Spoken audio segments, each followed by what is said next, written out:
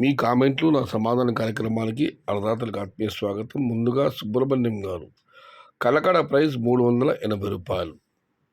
కిరణ్ కుమార్ గారు, nice dialogue, thank you brother. ఇక భాస్కర్ రెడ్డి గారు, అన్నా ఎస్వీఎస్ అన్న గారు లోడింగ్ చేయడం లేదు ఎందుకన్నా? అన్నా ఎక్స్పోర్ట్ ఏది స్టార్ట్ అవ్వలేదు. ఉత్తర భారతానికి స్టార్ట్ అయితే ఎస్వీఎస్ గారు ఖచ్చితంగా లోడింగ్ చేస్తారు. ఉత్తర భారతానికి లోడింగ్ ఎక్స్పోర్ట్ అవ్వడం లేదన్న, అక్కడ లోకల్ టమాటాలు ఉన్నాయి. అందుకే ఎస్వీఎస్ గారు ప్రస్తుతం లోడింగ్ అయితే చేయడం లేదు. ఇక మనం మరొక కామెంట్ పరిశీలిస్తే, hello saying play it all the time to set alarm 600 Reddaiah గారు. చింతపండు రేట్ పెట్టలేదు రెడ్డయ్య గారు ఈరోజు మీరు. ఇక గిరి గారు, 24 గోల్డ్కి డబ్బులు ఇచ్చినాము, నాకు ఇక పంపించలేదు ఎందుకన్నా? మీరు డబ్బులు ఎవరికి వేస్తారో మరి ఏ యూట్యూబర్ ఛానల్ చూసి కంపెనీకి అసలు తెలియదు కదన్నా, వాళ్ళ నెంబర్కి ఫోన్ చేయండి. ఇక బాలకృష్ణ నాయుడు గారు, జూన్లో స్టార్ట్ అయ్యే శాంపుల్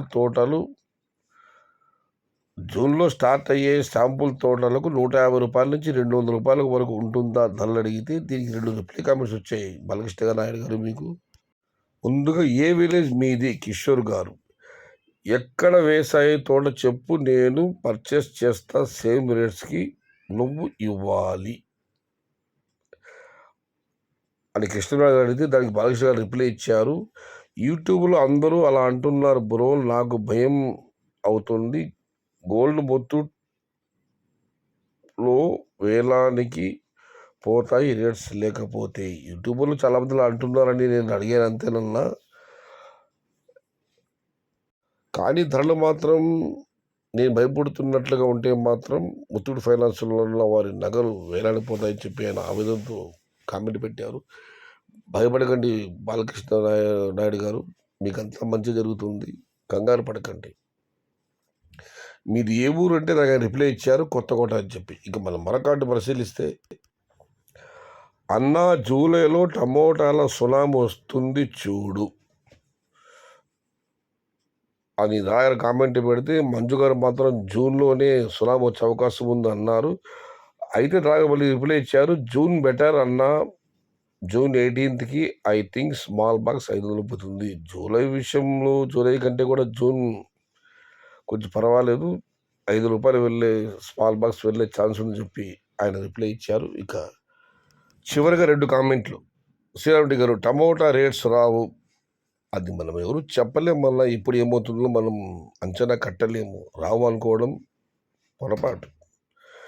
ఇక చివరిగా శివకుమార్ గారు, సిండికేట్ అనేది ఒక ఊహ మాత్రమే అన్న, అవసరాన్ని బట్టి రేట్లు ఉంటాయి, అది ఏ వస్తువుకైనా అంతే. మొలకొచ్చులు మార్కెట్లో 20 రోజుల ముందు వ్యాపారస్తులు చాలా వరకు లేరు, దానివల్ల డిమాండ్ లేకపోవడంతో కేజీఎన్ గారే పాడుకునేవారు.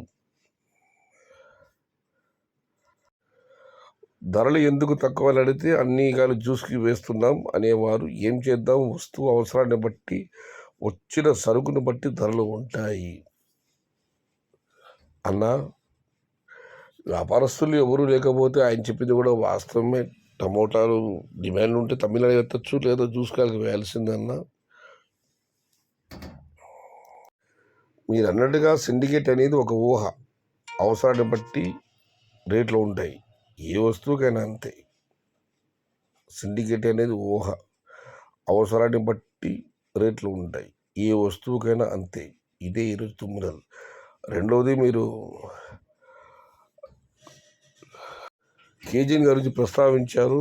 కోలార్లో సీఎంఆర్ తర్వాత ఆ స్థాయి వ్యాపారం నిర్వహించే ఏకైక వ్యక్తి మన ప్రాంతంలో, మన ప్రగణాలు కట్టా గోవిందరావు గారు ఒక్కరి. మీరు అన్నది వాస్తవమే, ఎవరూ లేకపోతే ఆయన అతనే సొంతంగా వేసుకుంటారు, కానీ దానివల్ల ఆయనకు ఆదాయం వస్తుంది, తక్కువ రేట్ వేసుకుంటే ఆదాయం వస్తుంది అనుకోవడం మాత్రం పొరపాటు అన్న.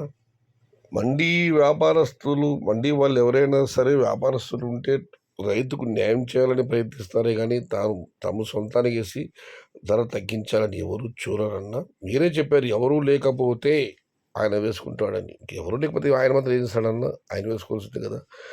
ఇది ఈరోజు మీ కామెంట్లో నా సమాధానం కార్యక్రమం. మొత్తమైతే జూలైలో టమోటాల సునామీని ఒక అర్థత కామెంట్ పెట్టడం, జూన్లో అయితే చిన్నమాస 5 ధర వెళ్ళొచ్చని దాదా గారు అంచనా వేయటం.